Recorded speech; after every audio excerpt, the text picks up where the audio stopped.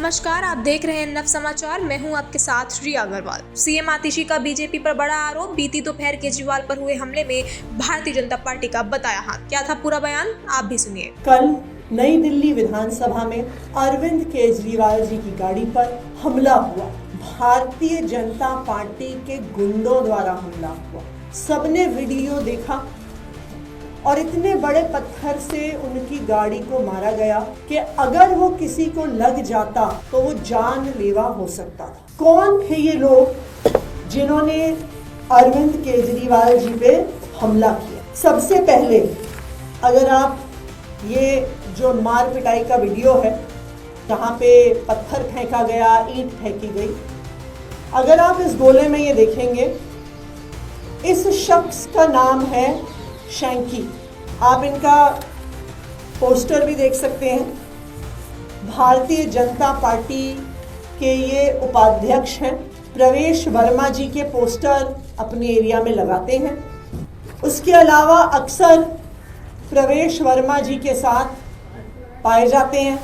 उनके प्रचार में प्रवेश वर्मा जी के साथ लगे रहते हैं। राहुल उर्फ शैंकी एक हार्डकोर क्रिमिनल बैकग्राउंड का व्यक्ति है। राहुल उर्फ शैंकी पे attempt to commit robbery IPC 393 और 34 के केस लगे हुए हैं, जिसमें 7 साल की सजा होती है। राहुल उर्फ शैंकी पर आर्म्स एक्ट के केस लगे हुए हैं, जिसमें कम से कम 2 साल की सजा होती है।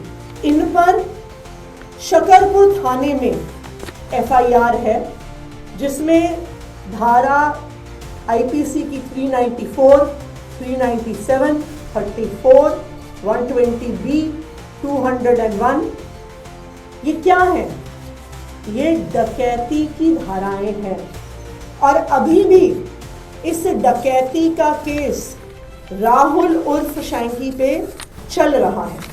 तो ये बिल्कुल साफ है कि अरविंद केजरीवाल जी पर हमला करने के लिए हार्डन्ड क्रिमिनल्स गुंडों को मारने के लिए भेजा गया। ऐसे गुंडों को भेजा गया जिन पर पहले ही डकैती के केस चल रहे हैं, डकैती के दौरान मर्डर करने के केस चल रहे हैं। जो बाकी शख्सियत इस अटैक में शामिल थी, जिन्हें आप देख सकते हैं, इनका नाम है रोहित त्यागी। रोहित त्यागी जी का अगर आप फेसबुक पेज देखिए तो उसमें भी उनकी प्रवेश वर्मा जी के साथ फोटो है। वो प्रवेश वर्मा जी के प्रचार में लगातार शामिल हुए हैं।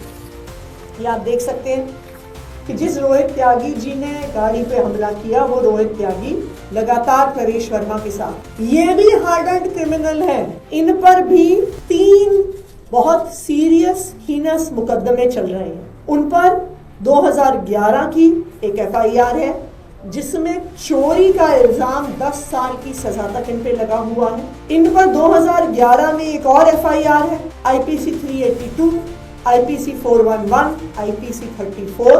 उसमें भी चोरी के साथ मारने की कोशिश, theft and made preparation for causing death, hurt and restraint. इन पर 2017 में नॉर्थ एवेन्यू में section 308, 325, 341, 34 attempt to culpable homicide यानी मर्डर करने का आरोप इन रोहित त्यागी जी पर लगा हुआ। तीसरे व्यक्ति जो वहां पे मौजूद थे, यहाँ पे लाल शर्ट में आप देख सकते हैं, सुमित इनका नाम है।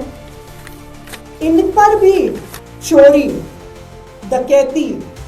डकैती के दौरान मर्डर करने के प्रयास के केस अलग अलग थानों में चल रहे हैं, जिसमें मंदिर मार्ग थाना, सनलाइट कॉलोनी पे इनमें 3 डकैती और डकैती के दौरान मारने के केस इन शख्सियत पर भी चले हैं। ये सारे मुकदमे क्या दिखाते हैं? ये दिखाते हैं कि जिन 3 भारतीय जनता पार्टी के गुंडों ने कल अरविंद केजरीवाल जी पे हमला किया, वो सिर्फ कोई आम कार्यकर्ता नहीं है भारतीय जनता पार्टी के। ये भारतीय जनता पार्टी के सधे हुए गुंडे सधे हुए क्रिमिनल्स हैं। और अगर ऐसे लोगों को अरविंद केजरीवाल जी पे हमला करने के लिए भेजा गया जिन पर डकैती और मर्डर और कल्पेबल होमिसाइड के चार्जेस हैं, तो ये बिल्कुल साफ है कि भारतीय जनता पार्टी चुनाव की अपनी हार की बौखलाहट से अब अरविंद केजरीवाल जी की जान लेने तक उतर आई। वोट काटने से उनका काम नहीं चला, फर्जी वोट जोड़ने से उनका काम नहीं बना, 1100 रुपए बांटने से, जूते बांटने से, बेडशीट बांटने से, चश्मे बांटने से भी उनको पता है वो चुनाव नहीं जीत सकते। लेकिन अब वो अरविंद केजरीवाल जी पे जानलेवा हमला करना चाहते हैं, ये आज बिल्कुल साफ हो गया।